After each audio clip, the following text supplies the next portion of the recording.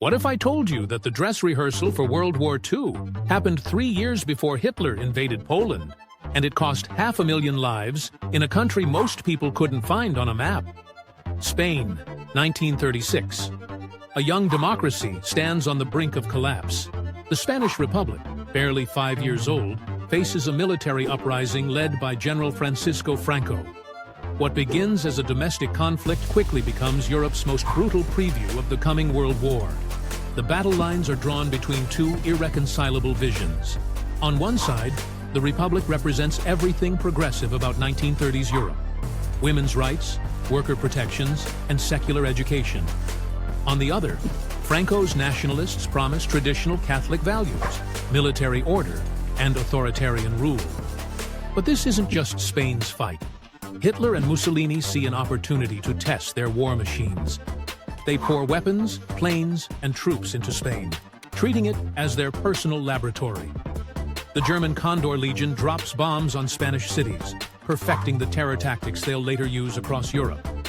Meanwhile, Stalin sends aid to the Republic, but with deadly strings attached.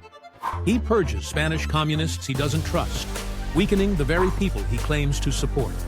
The Western democracies, they stand by and watch, paralyzed by their policy of non-intervention.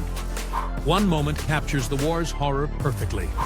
On April 26, 1937, German bombers obliterate the Basque town of Guernica during Market Day. Pablo Picasso's famous painting immortalizes this atrocity.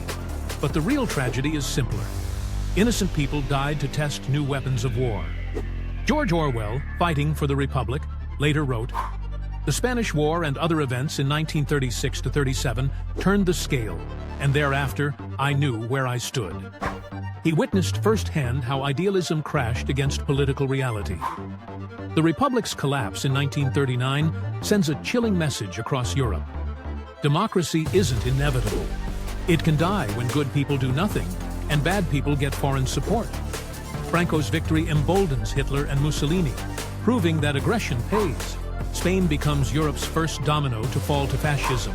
The techniques perfected here, aerial bombardment of civilians, international proxy warfare, propaganda campaigns, become standard practice in the coming World War. Perhaps most tragically, the Spanish Civil War shows how quickly civilized society can tear itself apart. Neighbors turn against neighbors, families split down political lines, and intellectuals face firing squads. The Spanish Civil War wasn't just Spain's tragedy. It was democracy's warning that freedom requires constant vigilance and courage to defend.